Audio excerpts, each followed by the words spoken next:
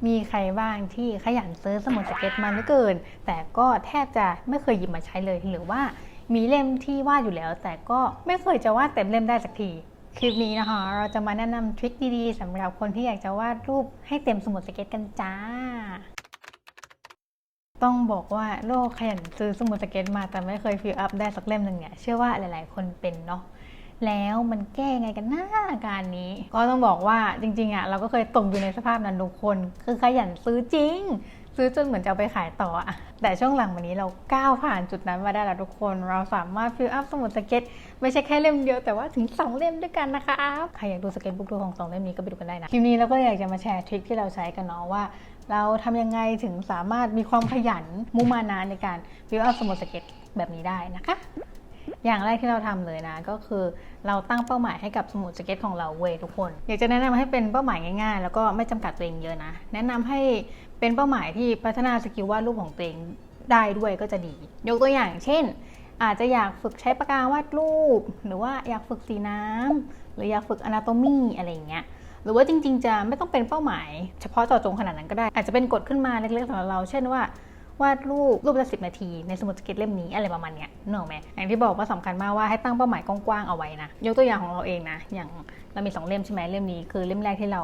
าฟิลอัพเสร็จเว้ยซึ่งตอนนั้นที่เราตั้งเป้าหมายให้กับสมุดสเก็ตเล่มนี้คือเราตั้งเป้าไว้ว่าเราจะวาดรูปในเนี้ยด้วยปากกาเท่านั้นจริงๆก็ไม่ถึงกับขนาดเท่านั้นเราก็ไม่ได้แบบสตริกขนาดนั้นแต่ว่าเมนลี่แล้วจะใช้ปากกาในการวาดรูปนะคะเหตุผลที่เราทำแบบนี้เพราะว่าเราอยากจะให้ตัวเองมีความมั่นใจในการลงเส้นลงปากกามากขึ้นคือช่วงนั้นเรามีความรู้สึกว่าพอเราหยิบดินสอหยิบอะไรที่มันลบออกได้มาวาดรูปเราก็จะขยันลบเหลือเกินเพราะว่าเราอยากจะแบบทำให้มันเพอร์เฟกต์ที่สุดอะไรเงี้ยเหมือนเราติดความ perfectionist ตรงนั้นแล้วเราก็รู้สึกว่ามันทำให้เราวาดรูปช้าเว้ยเราก็เลยบังคับตัวเองว่าเฮ้ยไม่ได้ละเราจะมามัวแต่นั่งลบอย่างเดียวไม่ได้เราก็เลยรู้สึกว่าเฮ้ยเราต้องบังคับตัวเองหน่อยแล้วแหละว่าอย่าลบเยอะอะไรเงี้ยตอนนั้นก็เลยบังคับให้ใช้ปากกาในการวาดรูปในสมุดสเก็ตเล่มนี้นะในเล่มนี้ก็จะเห็นได้ว่ารูปส่วนใหญ่เนี่ยเป็นรูปที่วาดด้วยปากกาหมึกดำซึ่งตอนนั้นมันตอบโจทย์กับเราหลายอย่างทุกคนเพราะว่าตอนนั้นเราสายวาดดิจิตอลใช่ไหมชอบวาดใน iPad ในคอมอะไรเงี้ยจริงๆอุปกรณ์วาดรูปของเราที่แบบเป็น traditional เราก็ไม่ค่อยมีเว้ยเราก็แบบส่วนมากก็มีแค่ปากกาหลากหลายสีอะไรเงี้ยจากตอนที่เรียนใช่ปะก็รู้สึกว่ามันตอบโจทย์เพราะว่าแค่เรามีปากกาด้ามหนึ่งเราก็วาดรูปได้แล้วอะไรเงี้ยพูดยาวไปปะวะ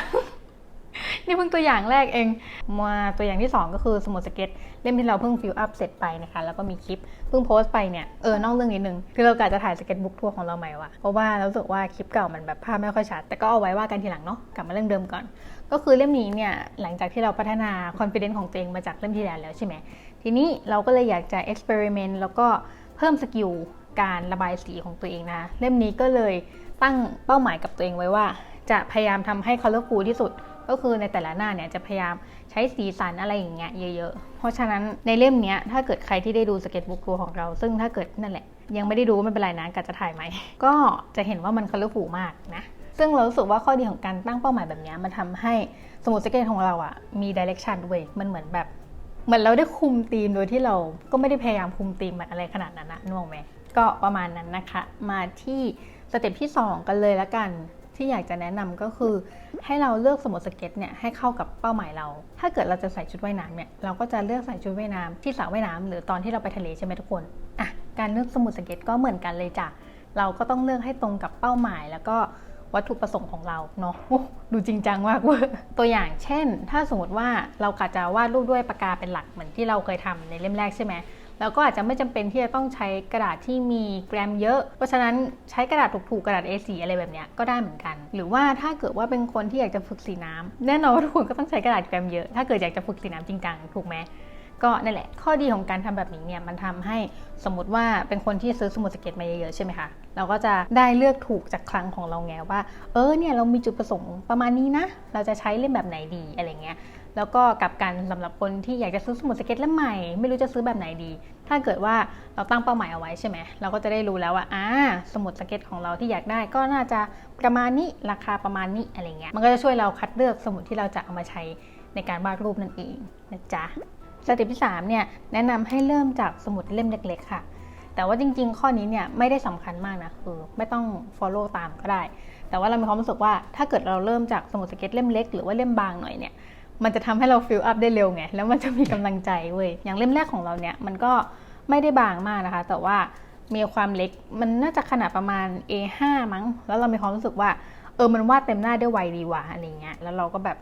มีนั่นแหละ confidence again ในการเริ่มเล่มที่2ที่มันใหญ่ขึ้นแต่ว่าเป็นข้อแนะนำที่ไม่จริงจังนะทุกคนคือถ้าเกิดว่าเป็นคนที่ถนัดวาดรูปบนกระดาษขนาดใหญ่อะไรเงี้ยเราก็แนะนำให้วาดบนกระดาษขนาดใหญ่ดีกว่าเนอะปะ